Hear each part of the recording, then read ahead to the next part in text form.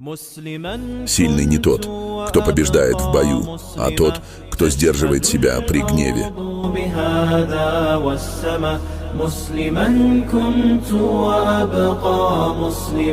تشهد الأرض بهذا والسماء مسلما أحمل للناس الهدى